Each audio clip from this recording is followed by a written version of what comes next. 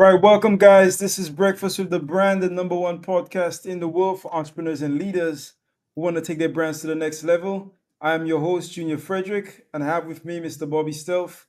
And today we're going to be getting into some interesting conversation around leadership branding. So write that down, guys. Write down leadership branding. Of course, if you're live, put your flames in the chat and let us know where you're listening in from. Bobby, what's up? Not much, man. I'm having an absolutely phenomenal morning. I talked to my best friend this morning, and he's in Japan right now. So he's on a 13-hour time difference. I talk to this man like once a month if it's a good month, and once a quarter if it's busy. He's still in the military, still defending the country. And I talked to him this morning just about how values can change, but standards can stay the same. Because I just had two more children. Some of you all know I've had my young ones in like a year, 2 years ago, and then I had another one. And I remember my values changing, my priorities changing as I became a father and as I started just seeing world differently. So some recent events happened that have caused my values to change again. But the demands, still got to make payroll, still got to pay the mortgages and the bills, still got to do all these different things. So your values change, but your demands stay the same. And that just made me think about the freedom that we get as entrepreneurs and why I really love what we do. I really enjoy what we do because we set people free. We give people more options. And when I say set people free, we give you the tools. Like, we're not saying, you're free now. But we give you the tools that you need to really change your life in ways that allow you to be as flexible as you want. So I'm feeling very blessed this morning. And I just wanted to share that with you guys because somebody's values may be shifting and changing and they don't know what to do right now. But those demands that they have are still present. So just keep on going with the flow. Yeah. When I hear you say that, it brings the book title to my mind. It takes what it takes. Yeah. It brings that title to my mind. So guys, it does take what it takes, right? So what's on my mind this morning, Bobby, is like I'm always about total self recreation. You hear me say that over and over again because honestly, like, and somebody said something. I came across this like Facebook post the other day, and they said the reason why you have what you have is because it's about your standards. It's like if your hair was on fire, Bobby. Let's just pretend your hair was on fire. Yeah. It wouldn't matter. Like nothing would matter. It wouldn't matter what was happening in the world. It wouldn't matter if your mom called you. It wouldn't happen. It wouldn't matter what was going on. Your priority would be to take off the fire on your head, to put it off, right? To extinguish it. So basically, the whole point of the metaphor was when you really want something, you will do whatever it takes and you will not be distracted, on the journey to getting it. Now, most people have what they have because it's not a priority or it's not a necessity or it's not high enough on the pain axis for them not to have what they have and not to be in the situation where they're in. And that sort of hit me, yesterday. Like, is this true? Is there, and I'll tell you something to some degree you could see that in your life, like if and I love going back to working out because it's like the easiest metaphor to use. If you say that you want to, let's say, get a six pack. Now most of us will say, okay, I want to get a six pack, but we know from time to time you're snacking, you're like, oh, I have a little one here, it's not so bad, right? Like all of those little things is saying that you don't really want what you want, and those little things stacked together is literally what is holding you back. So, what's on my mind this morning is how can we be the ones to change the narrative, not just for ourselves, but for our families, and change the entire trajectory of our family's life? So, that's what it's about for me. And that's sort of what's on my mind this morning. Shout out to everybody viewing. I see Joel. Shout out to Joel. Shout out to Bradley.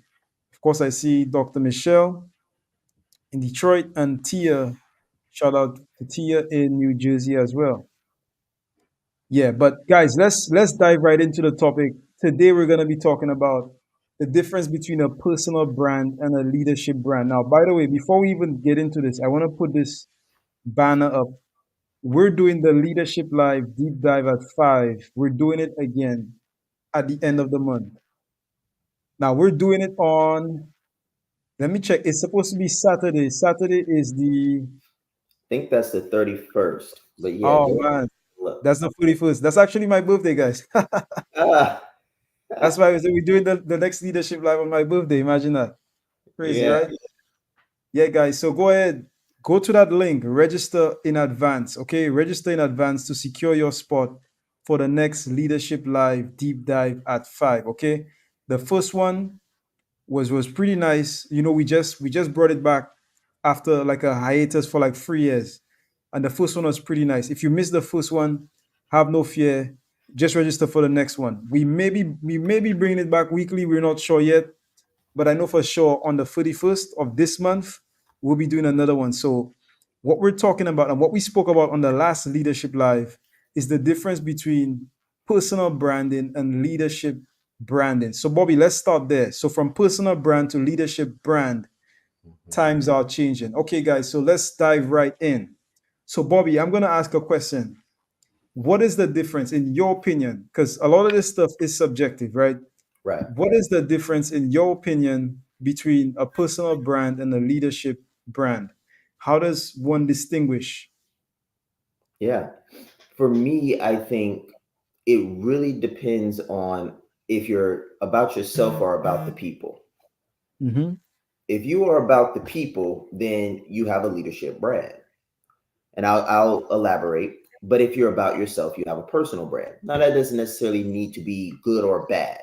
Let's just say that if your brand is designed to empower other people to become better versions of themselves because your lifestyle and leadership empowers them to aspire, like it inspires them to aspire to be more, then you are definitely building a leadership brand because you're looking to lead, you're looking to empower, inspire for the purpose of the aspirations of others to manifest. So that's very important. Now, if you are a personal brand, you're not less valuable or less important. You're simply taking a different approach. A personal brand is one that has taken their origin brand story and is leveraging that story to impact and connect with others. So it's your personal life, your personal story, and leveraging that story to connect with others by branding a life around you and your experiences. So what we did was it's a leadership brand that started as personal branding. So when we started this about 4 years ago, nobody was really talking about personal branding. But once everything shifted, COVID-19 happened, year after year, now everybody's a personal brand expert. But they don't really understand the intersection between branding and leadership. And because they don't understand that intersection to the degree that we do, I feel like that's another big distinction.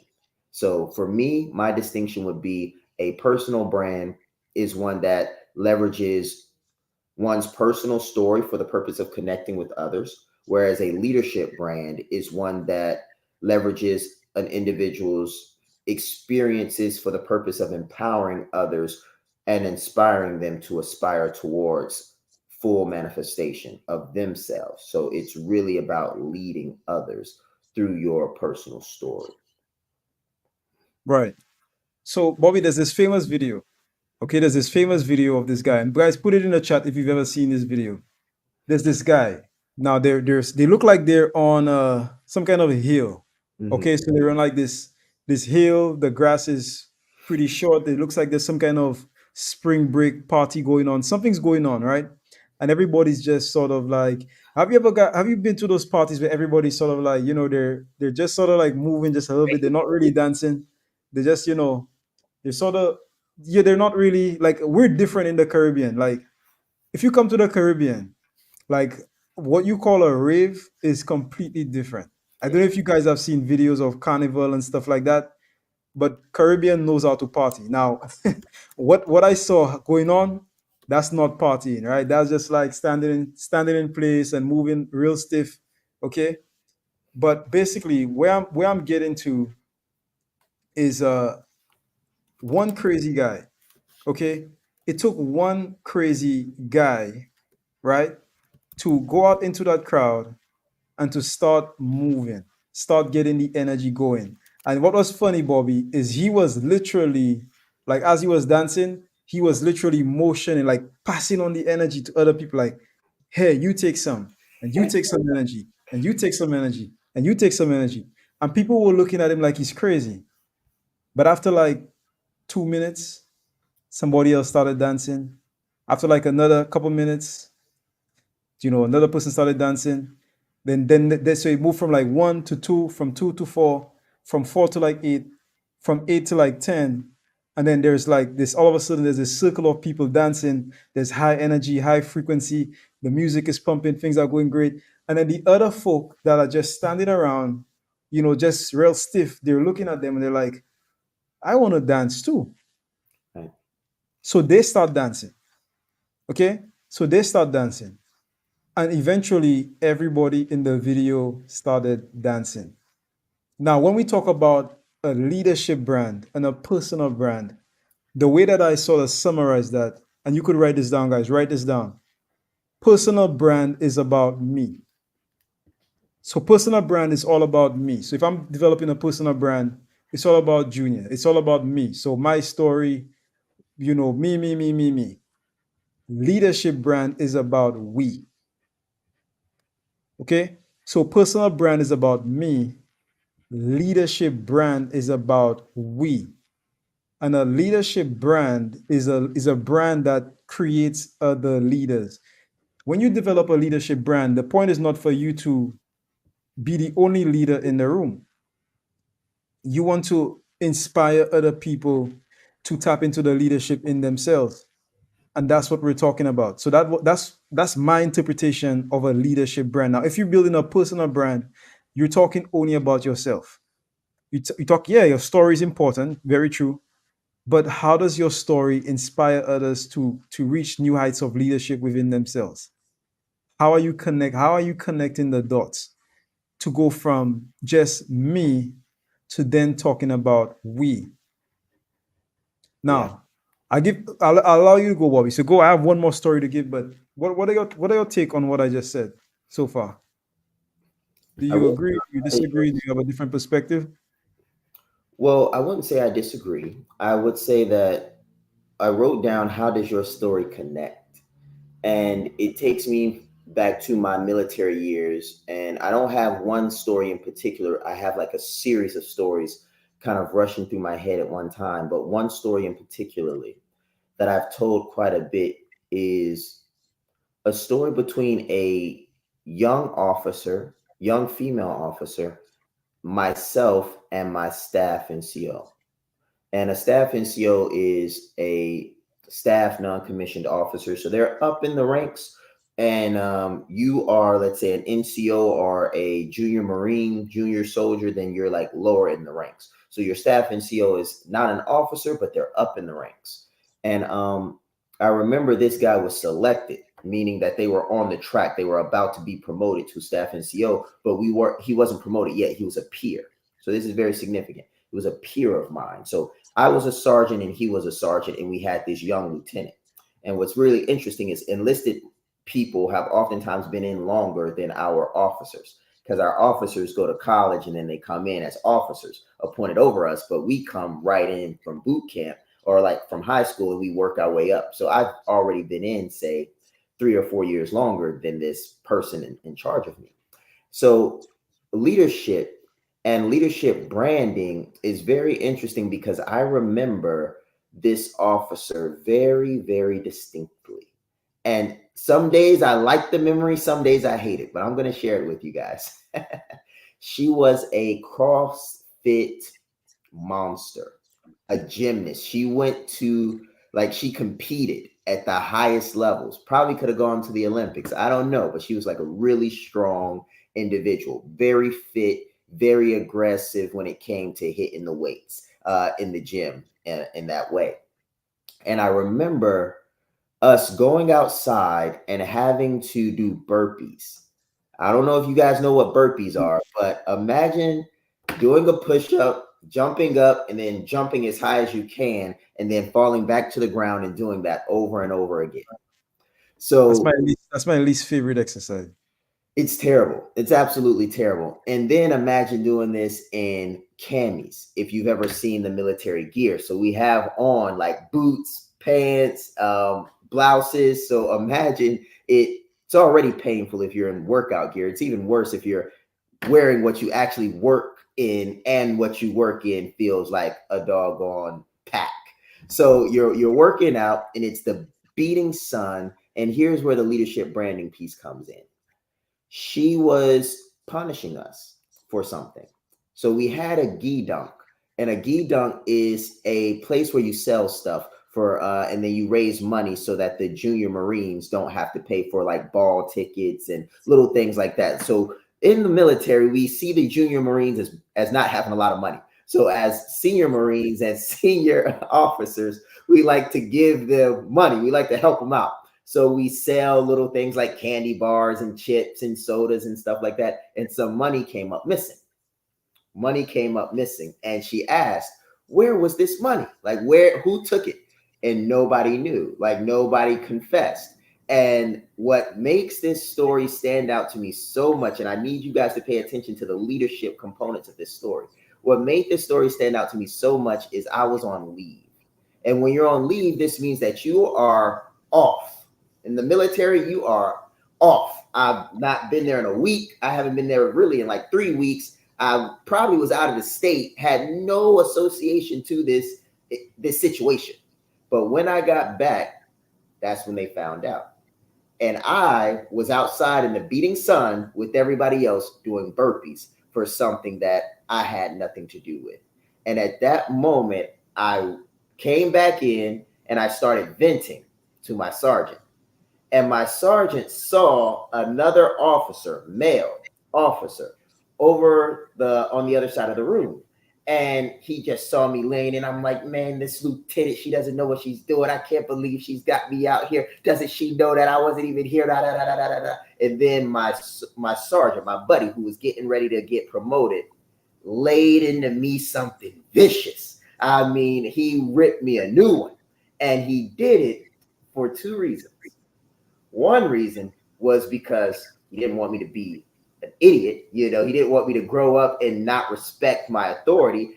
And two, because there was a male officer that was watching me criticize a female officer, and that female officer was just having a hard time. I didn't know that because I wasn't about to be promoted to a staff NCO. So he had some inside information, and he laid into me, and I never forgot that, because that was a testament of like leadership and brand.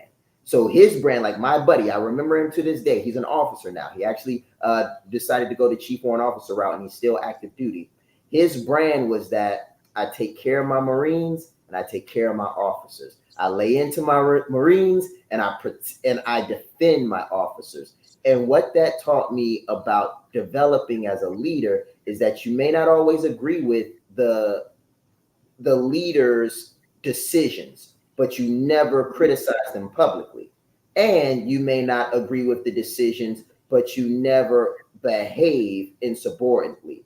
And if you see someone disagreeing with a leadership position, you put them in their place and you check them. And that developed me as a leader. So when you're thinking about your business, guys, and I shared that story because there were so many elements in it, I share that story with you guys because there's going to be times you feel innocent. There's going to be times you're wrong. There's going to be times you're right. There's going to be times something is happening and you're going to have to do something that nobody knows why you're doing it.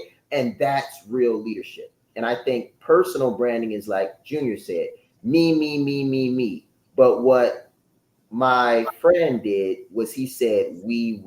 He looked out for me as a young sergeant. He looked out for himself as a progressing staff NCO. He looked out for our lieutenant, who was new and a female in an alpha male special operations environment. And then he protected her in front of the male officer that might have taken that criticism that I was making about her the wrong way and spread it around the office. All those components had to do with leadership and the management of perception, which is brand. Brand. He protected my brand, his brand, the officer's brand, and kept the other person's brand from being tainted by blabbing. It was a tremendous leadership moment that I'll never forget. Amazing, amazing. Guys, stay tuned. We'll be right back after this quick break. When I think of brand you, I think of being your best self, your most authentic. The reason why we were able to crush business, absolutely dominate in business without having the marketing list, without having the email huge list, without having the Facebook ads and the advertising budget, without knowing the algorithm. The reason we were able to do this is because I branded myself. I told my authentic story and I was comfortable in my skin. Why? Because it was that time in the world where everything was shifting. It was 2020, March. So you remember what happened during that time. It was like the world was coming to an end. So you didn't have anything to hold back. So I chose to give everything that I had and be everything that I am. And because I was that, because I branded me, because I was authentic, everything shifted and people wanted more. And they wanted to know more about me and how they could become more comfortable in their skin. Listen, guys, when you brand you and not what you do, you're gonna add a zero to the world, but you'll also add a zero to your revenue. Let's grow. So when you're young, mommy tells you to play nice. Play nice, Timmy. Let all of the other kids play too. But in business, it's not about playing nice. In business, it's about winning. It's about adding multiple zeros to your revenue. Now, of course, your staff wins. And when you win, other people win. However, when it comes to competition, you absolutely must dominate. You can't play for participation, and you can't play just to get along or just to get by, because business is serious. Business will help you to change the world, or the world will change you. Your people will either win or your people will lose based on your level of leadership, what you're willing to do, what you're willing to sacrifice, and how much you know about dominating.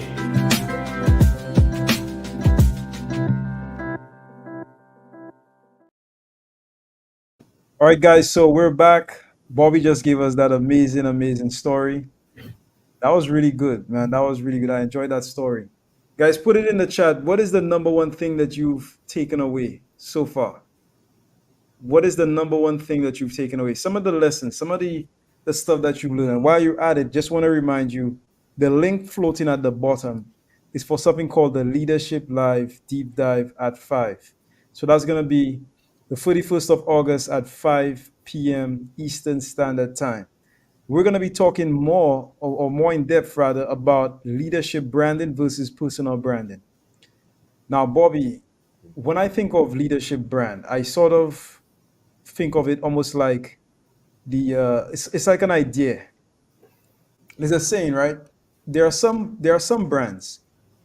It's like and a coach told me this a long time ago. He said, less about the man, more about the brand.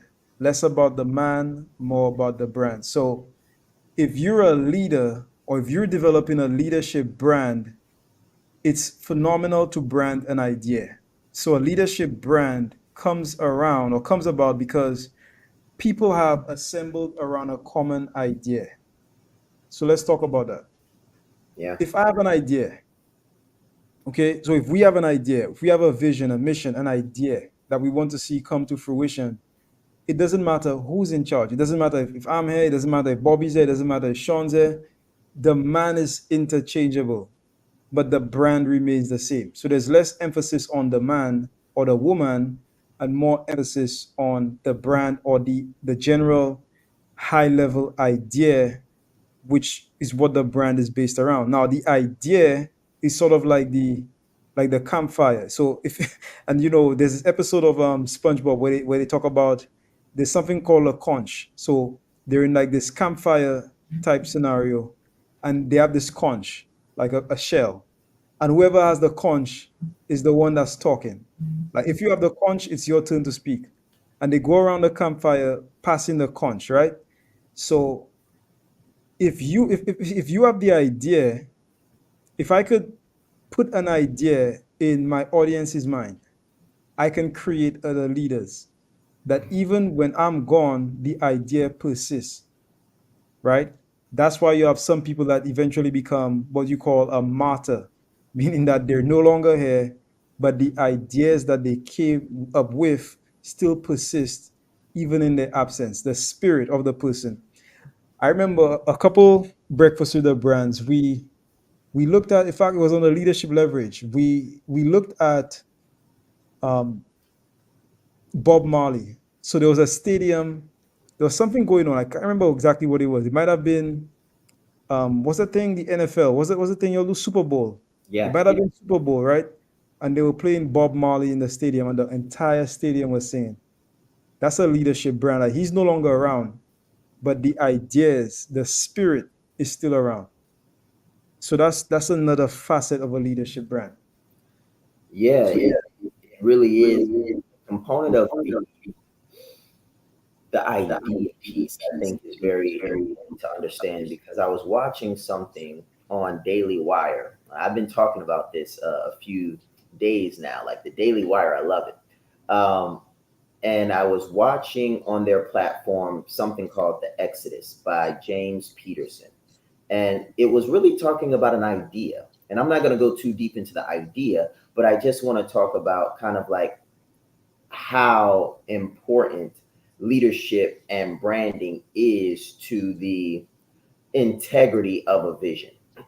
So if you think about the martyrs like Jesus, say Malcolm X, Martin Luther King, Moses, if you think about like some very well-known Western martyrs, um, many of their leadership brands are the only reason I believe personally that their ideas have maintained as much of their integrity as they have.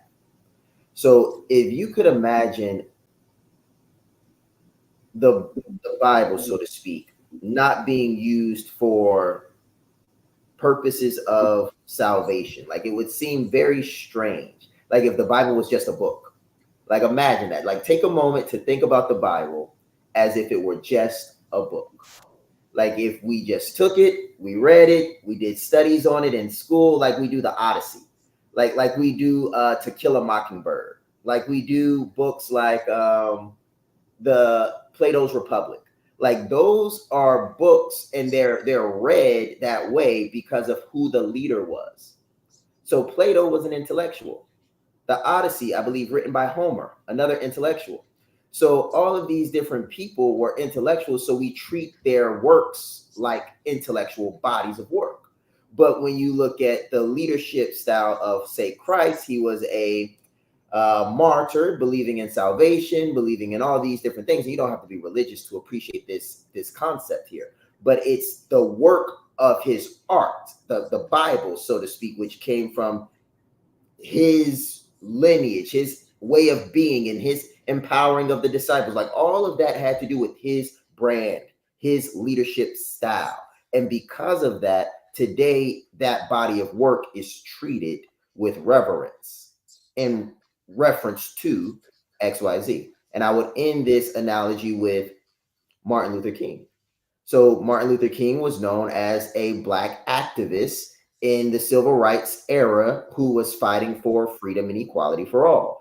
And when you look at things like his I Have a Dream speech, it till this day is something that inspires people to achieve equality, to achieve their dreams, and to make things possible. And all of that goes back, I believe, to his brand leadership. He was a pastor, right?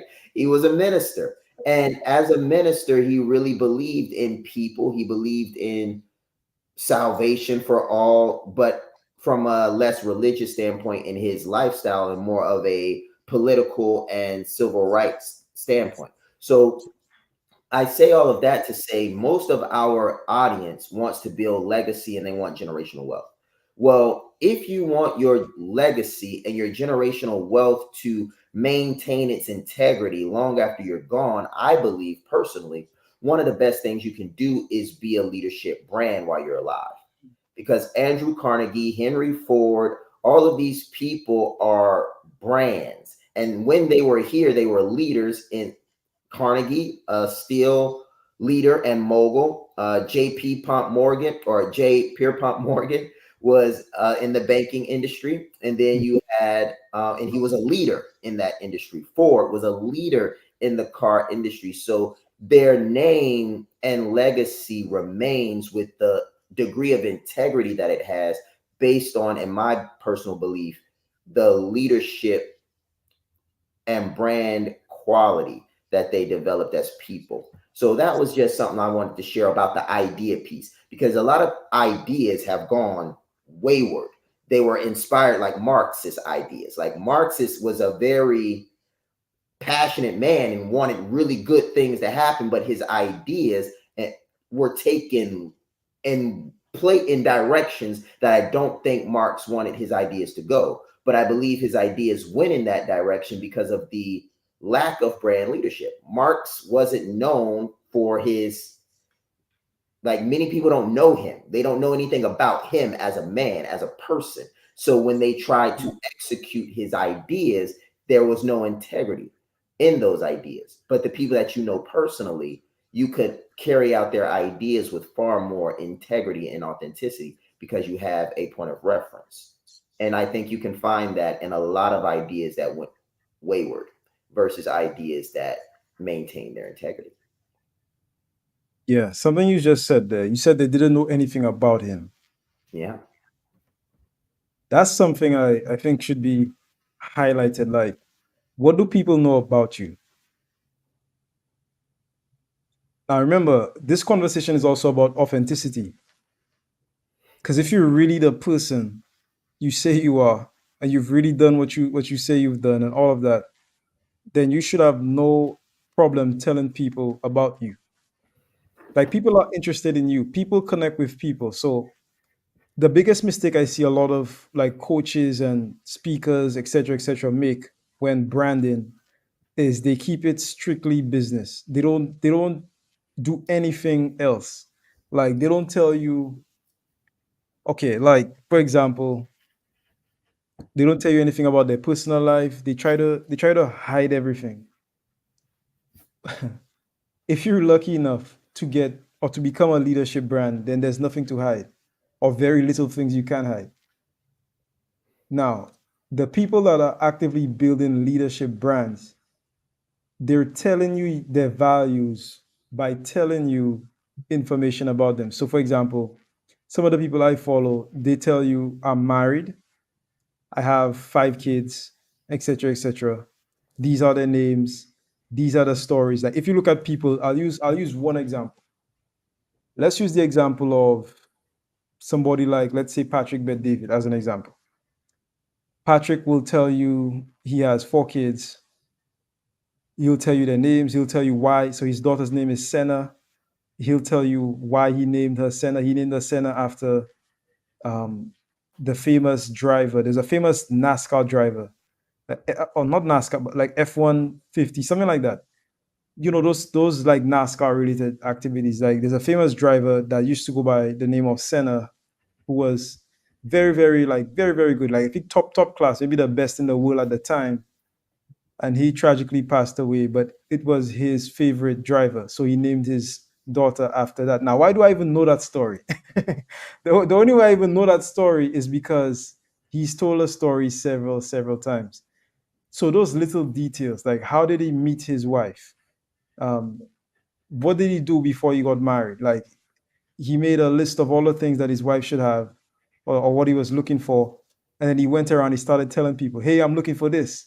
And he would literally give them, Bobby, like almost like a menu sort of thing, like a little piece of paper. Hey, I'm interested in getting married. Do you know anybody?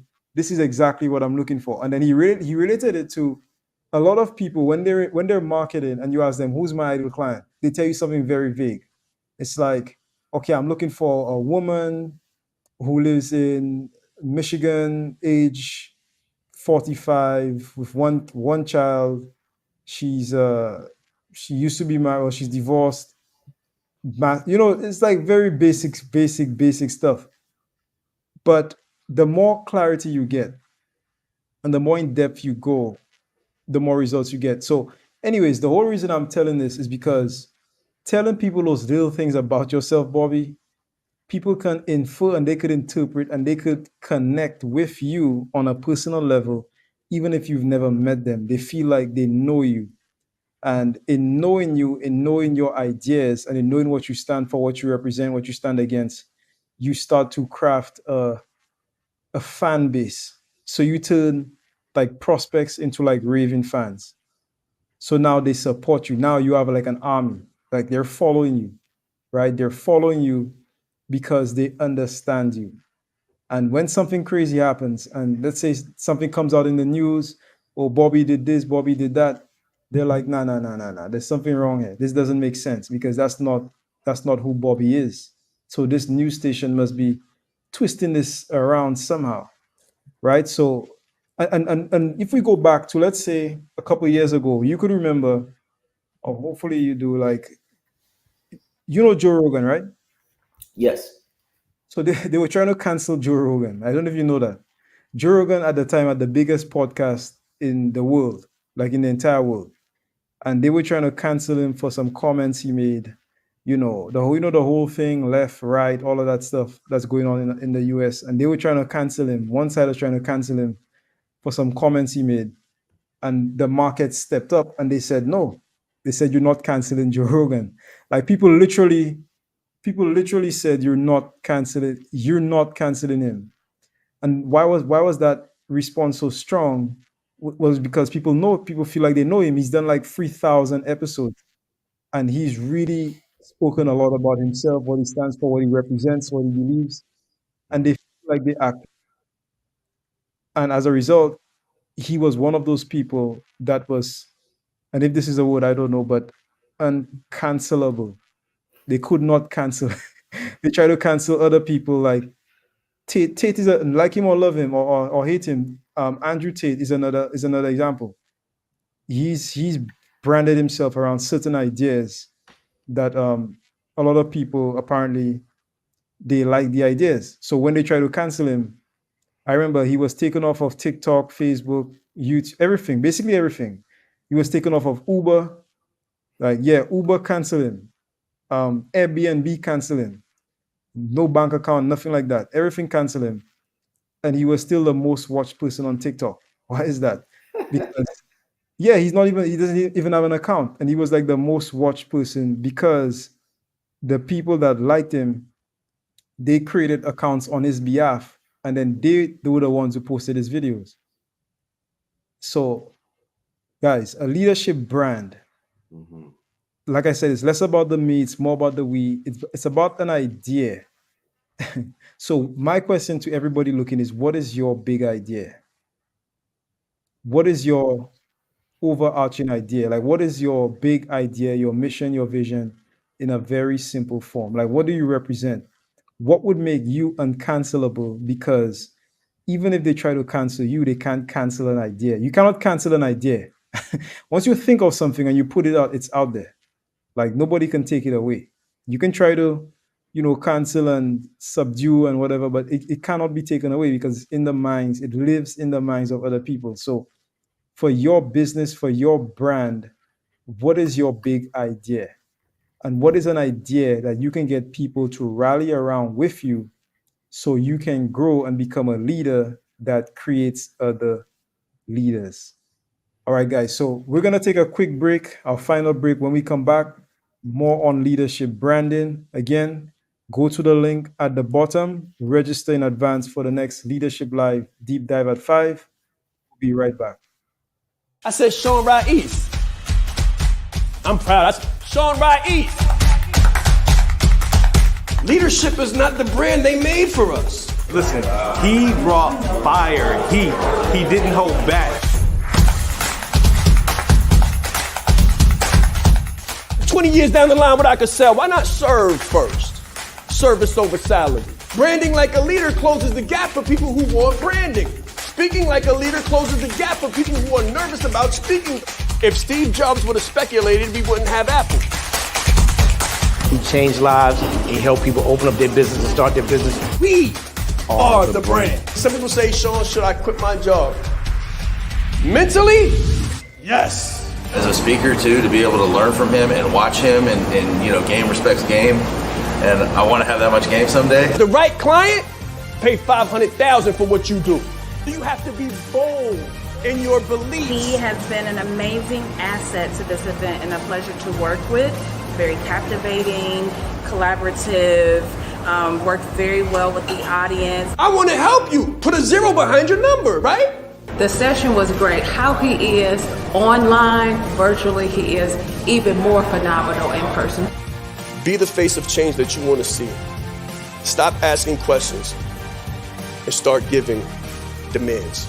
The entire team has just been absolutely incredible. They are a joy to work with.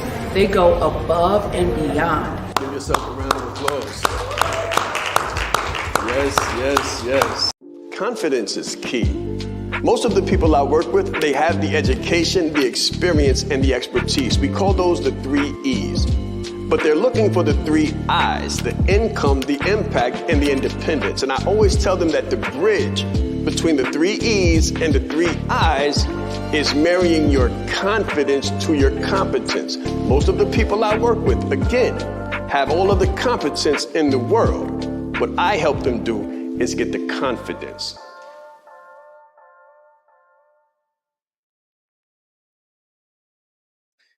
All right, guys, so we're back almost at the top of the hour. We're talking about leadership branding. So, Bobby, what is one big idea that you'd like to leave with people today? It's really good. I was thinking about this quite a bit, and I didn't have a exact answer. But one thing that I can say is love. Love, I think, is an idea that will continue to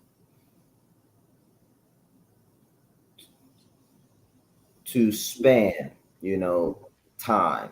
And I think that if you can build a brand, a leadership brand, and I know you can, so I say if almost, I just say if, just to give you a little bit of space there, but I'm pretty confident everybody can do this.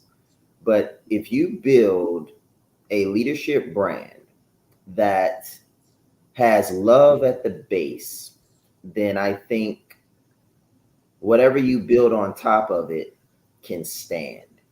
And I guess from there, I would say, if you love others as much as you love yourself, I think the next best thing to do after establishing a foundation of love is loving yourself enough to become the version of you can be, so that you can love others even more. And the reason I say that is because I think a lot of times in our society, we've become almost, what's the word I'm looking for?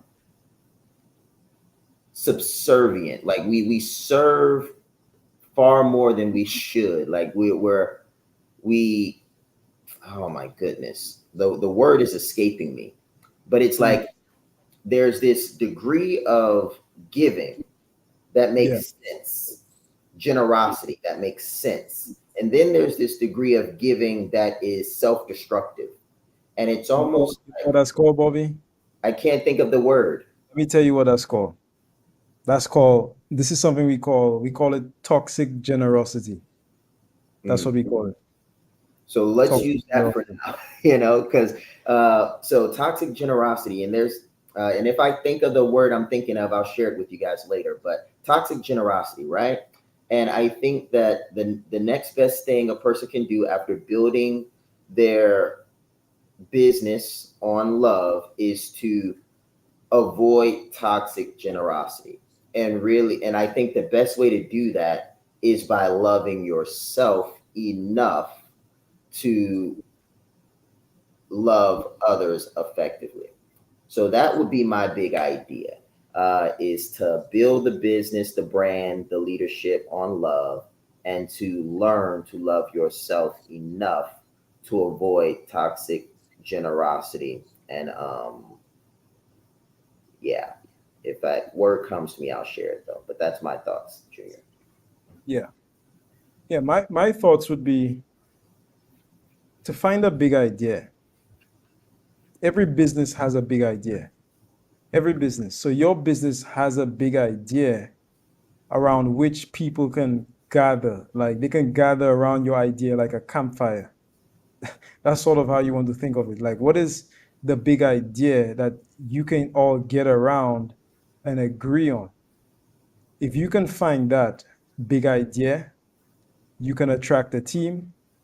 You could also attract clients that share similar ideas or thoughts, and they want to work with people that sort of have those ideas in the form of values, principles, and morals. So unlock the treasure in your business by finding out what the big idea is for you.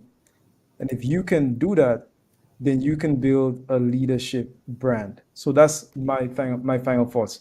Again, guys, go to the link below. I'm gonna keep this up for a little while as we take off, but go to bit.ly/ leadership live deep dive to register for the leadership live deep dive at 5. Again, this is 100% free of charge. Next one is August 31st at 5 p.m. All right. With that being said, have a phenomenal day.